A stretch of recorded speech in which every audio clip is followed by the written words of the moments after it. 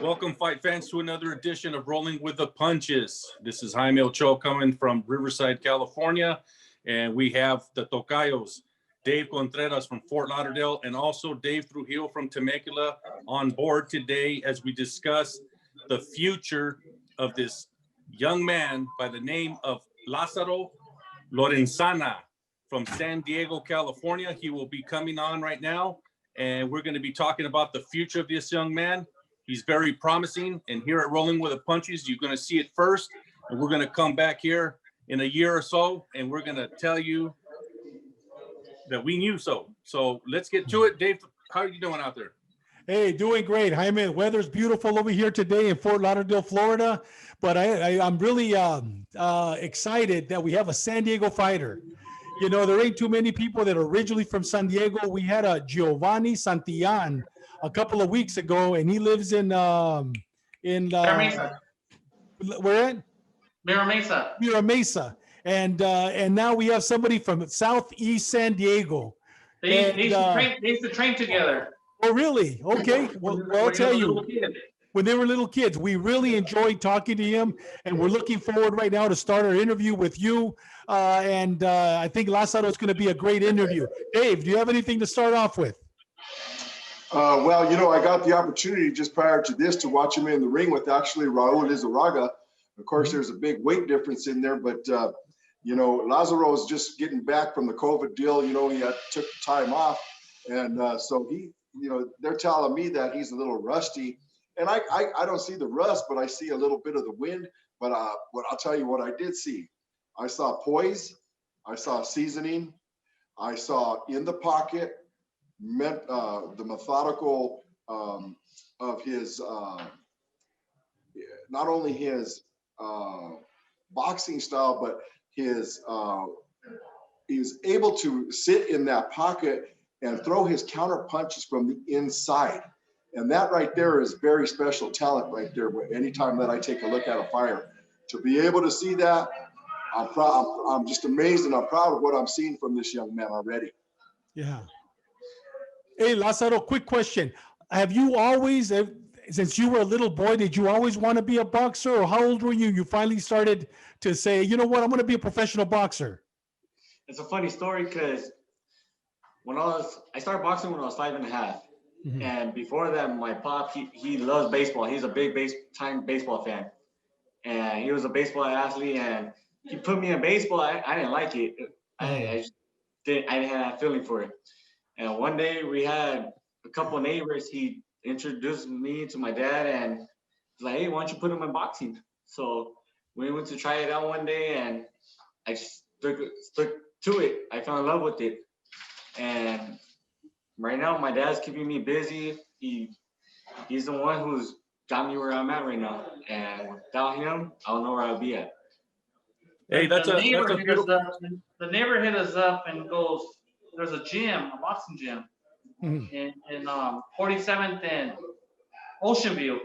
Okay. Behind the old Albertsons. Yes. With Gladiators Boxing. Uh-huh. So I took him in there when he was 5 and a half years old, and the coach put him in, did pads with him and everything. Like, oh man, I think I got something here. At 5 and a half years old, huh?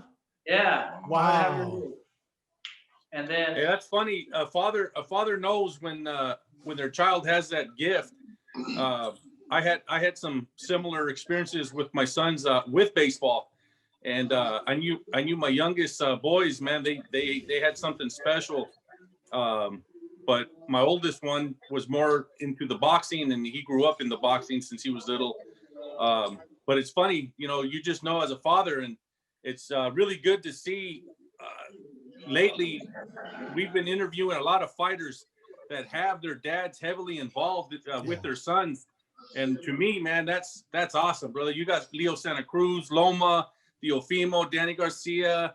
You had Mikey and all of them always with their dad supporting them. And I think that plays a huge factor into developing your son, knowing that, hey, dad has my back. And that you truly have someone that's there for his best interest. You know, you sometimes, unfortunately, man, we have fighters going into the ring and they're getting hurt when they don't need to be getting hurt. And I think that the father in you protects your son. And so I actually love seeing that in the corner, because I know before that W, your son is the most important. The W's are going to come. You know, all great fighters, all the legends in boxing have always taken a loss, you know, here and there. Very few, even the ones that claim that they're undefeated, we can go back and tell you where they lost as well.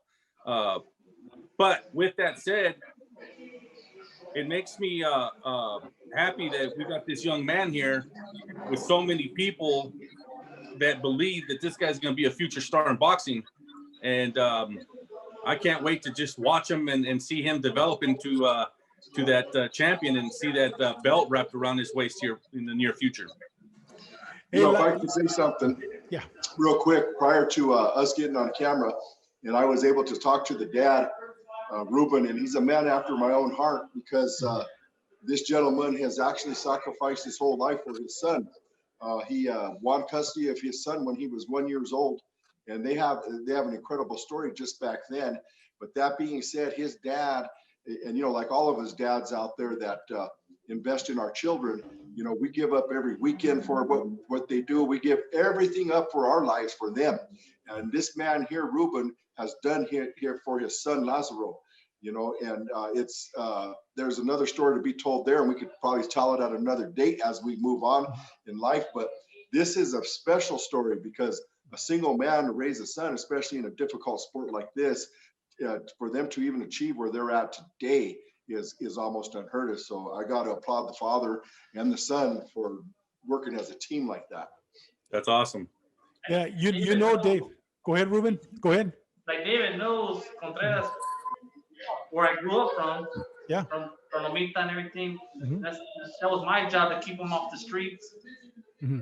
You know, Yeah. keep him active, keep him off the street. The you know, the growing up in the hood. Yeah. Hey, Ruben, do you still live right there in the 7 O's in Lomita, Barrio Lomita area? You still live that area? My parents do. Oh, okay. Yeah. My mom and dad still live right there, right off of Gribble. So, Ruben, what helped you? I know the story is on your son, but one quick question: the cop in me is still in me, even though I'm retired. What helped you stay away from, you know, going to jail, going to prison, and so forth, and then where you're at today? What helped you? What helped me? My Uh-huh. mom. My mom. My Your dad. mom? My dad from Jalisco. My dad was more about work. Yeah. Me growing up playing baseball, my tios, you know, playing baseball and everything. Mhm. I hung out with the gangs and everything. Mhm. But my mom, man, Yeah. my mom, like, man, she was on my ass all the time. Yeah. Even today, I'm 47 today. My mom's 66. She just beat COVID. Thank She just God. got out the hospital too, and Thank God. now Huh. she's cussing back. I'm like, oh, my mom's back. She's like, I'm 47. We're like, Mom, I'm 47 years old. Leave me alone. Nope, she's still on my ass today. So does this You know? scare you? The chancla? Does it scare Exactly. you? No, it went from the chancla to the belt to the hanger into the cord from the vacuum. Oh, You know? she must have been my mom's sister. I got hit with the same Man, things as a man. kid. My mom, My mom was a ninja with a fly swatter, veteran. bro, the matamoscas. Yeah. My Well, ¿qué grandma was pasó? a World ¿Qué War pasó, II Jaime? veteran. Man, she goes, like, we call her Pancho Barrera the second. Oh, is that right? Yeah. But you know what? I thank my mom. Exactly. Because I grew up with the drugs, the gangs, Yeah. growing up with all the homies. But you Yeah. know what else kept me out was playing baseball and everything. Yeah. But my father was about work. Mhm. Pico pala, you know how it is. Yeah. You know, and all right, I went to work. I took, like, this kid right here, I go tell my son, I go, look, I'm giving you an opportunity to do what you want to do in life. Yeah. You know, I didn't have that. It was me going to work. Mhm. You know, if you don't want to do boxing, don't do boxing. Go to work. Go find a job. Go to school. Yeah. You know, but giving him the opportunity to succeed in this world, this hard world we live in. Exactly. You know, Yeah. it's all up to him, you know. Yeah. But So let me ask you, Lazaro, let me ask you a quick question. Who did you follow as a young kid? Was it Julio Cesar Chavez? I mean, who was your boxing hero growing up? My boxing hero growing up. Yeah. It's gonna trip you out. Who was it? It was Juan Manuel Marquez. Really? Oh, that's awesome. Okay, that's awesome. Because in the beginning of my career in boxing, at the time when I was little, I didn't really know that much about boxing. Uh-huh. And when I started like following up more on it, it was Juan Manuel Marquez. He was one of my favorites too. Yeah, It was just the style he had. It was really. it was just beautiful. You know, Lazaro, Like, I've it's never, like when he wants to hit you, he hits you. yeah. Well, you know what? I've never seen Lazaro, spar or fight. But what style do you think you have? Do you have like a Juan Manuel Marquez? Well, what type of Manny Pacquiao, Mikey Garcia? Which style? Right now, for myself, I see myself as a style of Canelo's. Okay. I move the waist, I counter punch, I could brawl you, I could box you, I could do all types of styles. He's been compared a lot to Canelo. Really? Wow. Okay. And I understand you used to actually train with Canelo, right? Did you Yes. train in his boxing gym? Yes. Oh, okay. Yeah. And now that he's in San Diego, it's a lot closer to where you live at, right? If you at one Yeah. time you trained there. Okay. Yeah. And where are you training now? You still training there in Southeast at that gym, Gladiators? No? No, I train with my coach in Tijuana. Oh, okay. Okay. Yeah. Yeah, I've been training with them for the last 10 years. Wow. Okay. I have 1,000 questions, but I know my compadre over there is getting ready to wring my neck. Go ahead. I got a couple of good questions about Tijuana. Go ahead, Jaime. No, Dave, feel basically, free. I was gonna ask him. I know that you talked about Canelo, but did I hear right that he also was a sparring partner for Pacquiao? Yes. I helped out. I got to help out Pacquiao Wow, that's awesome. Do you remember what fight you helped him with? with Keith Thurman. Keith Thurman. Right on, brother. So you're right now at 154 pounds, and you're going to be dropping down to 147. Do you feel more comfortable at that weight, or is there a specific reason why you chose to drop? Well, I haven't been at that weight in 2-3 years, and I just feel like I'm gonna be stronger at that weight. Where than Stronger? 154. Stronger, faster, and just gotta. More on point, working Yeah. with your body, working with your natural body, basically. Yeah. He's growing. He's 21 years old. He's growing. Mm-hmm. The first 3 fights at 154. Eventually, I want to bring him down to 147. Mm-hmm. 140, I think it'll be too hard. But he's growing. So maybe a couple more fights at 154. Bring him down to 147 when it counts. Maybe when there's a title shot or something like that. But eventually, he's gonna come back. When he was 15 years old, I had friends tell me, "Oh, this kid's gonna be at least a 168 pounder, strong." You know. Yeah. There's no point right now to hurt him in his weight. You know, I'm bringing him down slowly. I have a nutritionist looking at him, and they tell me, because his coach wants to bring him to 140. Nutritionist told me, nah, this kid won't make 140. He's just big, you know. But I think at 147, I think he could be really, really strong at. Well, I'll tell you, it's a perfect place to fight right now. I mean, you got some great champions at 147. You got a lot of good competition, so you're gonna have your hands full. And I think you're gonna be victorious. It's a good place to be right now, right, Jaime? Very good place to be. I mean, that's the money pocket right now. You know, it's boxing right now. You know, we need those fights, and you know, it kind of reminds me back of the you know, Roberto Duran and Leonard and those legends. And I just think that history repeats itself, and I think we're going to be looking into that same caliber of fighters here pretty soon. And I think we're here already, but fighters like this young man, I know he only has 3 fights in him right now, and I know COVID slowed down the whole deal, but I think that that was going to be actually my next question. How many fights are you looking to do this coming year? Well, we're shooting for at least 8 to 10. You know, Wow. At least, at least 8. And we were supposed to fight January 30th, but we got COVID. He's over it. We're back in the gym. We're shooting for February, and hopefully get him a fight here in the States pretty soon. So Ruben, he's fighting all his fights right now in Mexico. He hasn't fought here. No. Under what promotional company? Hibaro Perez. Okay. Yeah, he's a good friend of mine. He's known Laz since Laz was like 11 years old, 12 years old. We used to train at the Zona Norte. I with Eric Morales' gym. Yes. And we used to spar a lot of Hibaro's guys when he was younger. So he used to be in the Baja California team. Oh, okay. Yeah. And 10 years of training in Tijuana.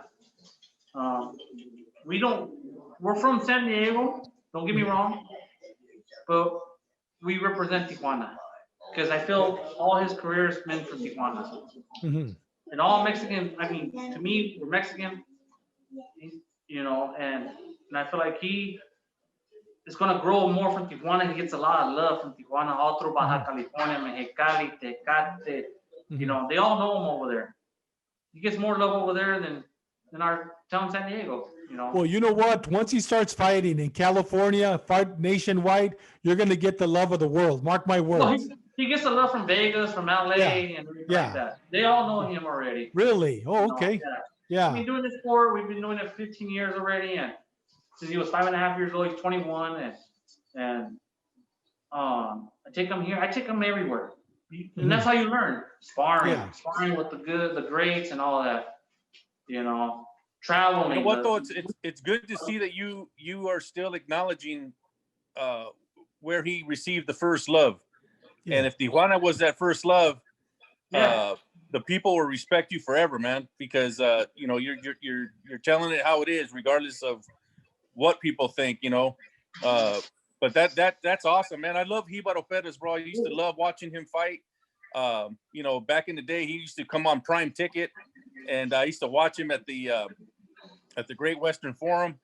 Man, he was something else, brother. Even Hibaro, when he announces him on his promotion, he promotes him and everything, he goes, "Well, this kid's from San Diego, but it's at Tijuana." He's trained since he was 11 years old over there in Tijuana with his coach and everything like that. So even Hibaro gives him that respect, even knowing that he's not born in Tijuana. Yeah. He gives him that respect that, what, this kid is made in TJ. That's beautiful. Yeah. And a lot of fighters like Jaime Munguia knows him, and there's a lot of fighters out there that know him, and they're not saying nothing. You know what I mean? Oh, why is this kid representing Tijuana? Yeah. He's not from here. You know what I mean? But they're not saying things like that. They're respecting him. You know why? Because you know what? They're probably proud. Because one of their probably biggest goal in life should be world champions, which they are, or they were at one time, but they wish they could speak English. And here we got Lazaro, who speaks English and speaks Spanish. And these guys are saying, that's why he's going to be such a great hit. First of all, because he's a good fighter. And I can't wait to see him on the big screen. Or maybe someday I'll fly to San Diego. We'll see him fight real life.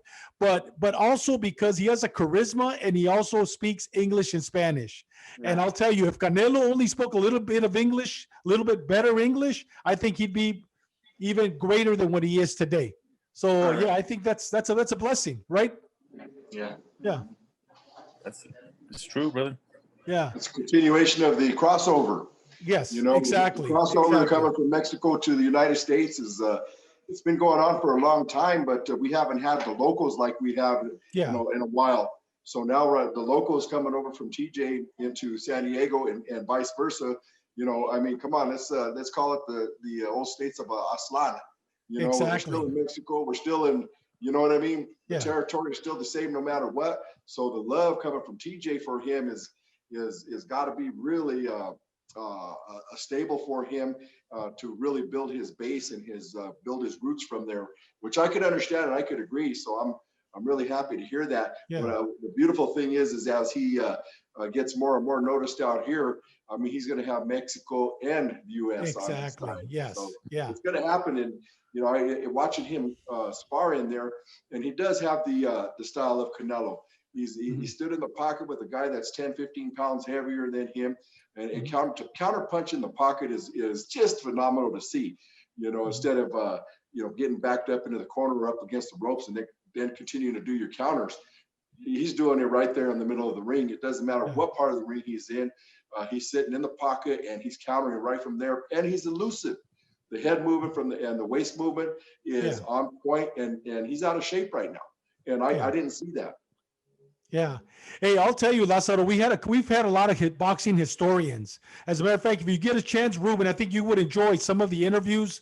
We interviewed one gentleman who's actually a boxing historian on Mexican fighters. And he talked about the first major fight in Mexico City.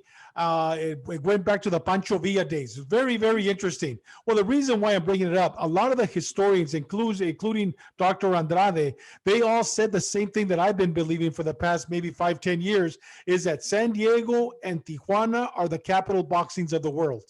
And I'm talking about having boxers having a lot of champions, because they fight in Vegas, and you do have a couple of fighters fight in Vegas for Floyd Mayweather, now for Fernando Feroz Vargas, but San Diego and Tijuana, it's becoming. So you're in the perfect place, San Diego and Tijuana, for the boxing capital of the world, according to these historians. That's true. He can be you know, a contribution to the foundation of the new boxing mecca, which is San Diego, Tijuana. And I truly believe, you know, for some reason, that's what you're starting to hear now. Hey, they're coming out Tijuana, San Diego.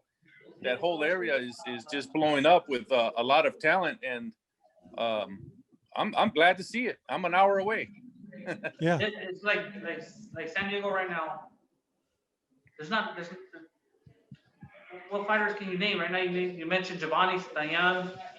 You know, besides him, there's nobody else right now. Yeah, but what I'm saying is Canelo has adopted San Diego. Well, yeah. Yeah, he's not from San Diego, we know, but he's adopted. Ryan Garcia has adopted San Diego. Luis Neri has adopted San Diego. So there's a lot of that. They're not originally from San Diego, but because they're fighting under, I guess, the Eddie Reynosa there. But and then you cross the border to Tijuana, even though Neri's from Tijuana, you've got Munguia. You got a lot of fighters compared. So, I mean, this is according to the boxing historians. And I truly do believe that. I mean, this is the beginning. And I think that, yes, Lazaro is in a perfect place. Perfect place. Yeah. Is there any, I was going to ask you, Lazaro, so what are your goals? I mean, we all in life, at least the majority of people have short-term and long-term goals. Your short-term goal is what? To fight at 147? Yes. I want to...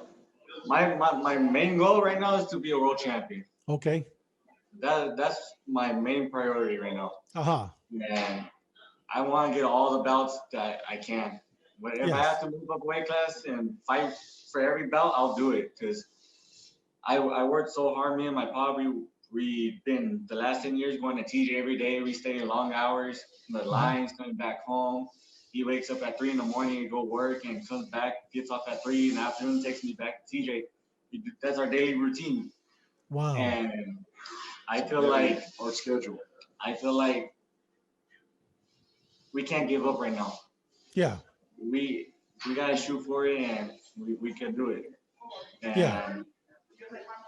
And that's my main goal right now, is to be world champion. I want to prove others that I can do it. Yeah. Because there's people who hate on me, who say I won't be able to do it, and I just want to prove them wrong. Yeah. Lazaro, are you fighting for a promotional company right now? Are you under a promotional banner? As right now, no, not right now. Okay. And hopefully, like my dad said, we want to fight in March on TV. And maybe from there, we just start from right there with someone. Well, do us a favor, Lazaro. Right before you fight, a week before you're going to be on television, give us a call so you could be back on the air, and we could basically do our prayer for you so you could knock the guy out again, if you don't mind, because we want to publicize your fight, right? Right, Jaime and Dave? Absolutely. Yeah. Absolutely. Yep. Yeah. Perfect. Jaime, any parting words? And Dave, any parting words? I personally just want to say thank you We're for finishing coming up. and giving us the opportunity to kind of showcase you here before the world gets to know you. And we're going to follow you. We're going to help you. And we just thank you for coming aboard, man. Like I said, I love seeing Pops right there involved. Yeah. Trujillo right there did a great job, bringing you aboard. And that's what we want to do with this show is from the ground floor. Say, hey, we heard about this kid. We followed this kid. And then one day we're going to get you back on here and you're going to show us that strap around your waist. So Exactly. that's what we're hoping. And we thank you. And just keep in contact with us. And off the air, we're going to talk to you about some other things that might help you out. But I appreciate that. And that's for me. I thank you. Dave, do you have anything, Dave, you want to add? And then I have something real quick. Okay. What's your Instagram? My Instagram is official_El Rey, and Facebook Lazaro Francisco Lorenzana. Okay. Perfect. And you Yeah. can see his fights on Facebook. Yeah.